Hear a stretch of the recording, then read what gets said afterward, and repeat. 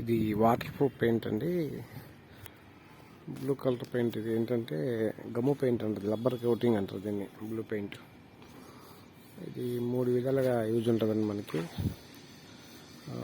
First one, చెమ్మ రాకుండా, main purpose చెమ్మ రాకుండా సార్, వాటర్ లీకేజ్ అవ్వదు.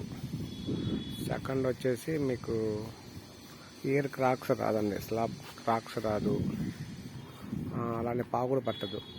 అంటే ఇప్పుడు స్లాబ్ మనం ఇది వేయించుకోకపోతే, ఇది వైట్ సిమెంట్ వేపించారు పక్క స్లాబ్. అది అపార్ట్మెంట్ యాక్చువల్గా, కార్నర్ ఫ్లాట్ ఇలా చేసాం.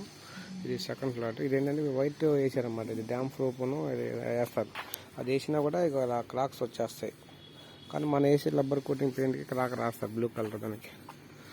అయితే ఇంకోటి ఏంటంటే మీకు ఇది వేసి 1 year అవుతుంది. ఇంకా సెకండ్ ఇయర్కి ఇది లేచిపోద్ది మొత్తం. మధ్య లేచిపోయి ఇలా చెమ్మ రావడం, క్రాక్స్ రావడం, నల్లగా మధ్యలో పాకుడు పట్టడం జరుగుద్ది. మన దానికి అలా ఉండదు, పాకుడు పట్టదు మెయిన్. ఇంకోటి వచ్చేసి మీకు కింద, ఇది 5th floor అనమాట, అపార్ట్మెంటు, విజయవాడ పరమట సెంటర్. ఇది 5th floor అయితే ఇది స్లాబ్ కాబట్టి వీళ్ళకి సమ్మర్, ఫుల్ సమ్మర్ అండి. April 14 ఇవాళ అంబేద్కర్ జయంతి రోజు. వాళ్ళ ఎండ భయంకరంగా ఉంది సార్.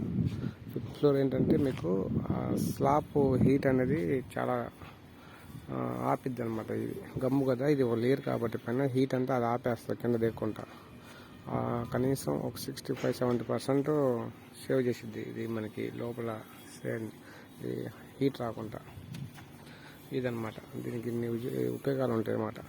యాక్చువల్లీ ఇది కొంచెం కాస్ట్లీ పెయింటే, అయినా ఒకసారి వేయించుకుంటే మీకు 5-6 years దాకా పక్కాగా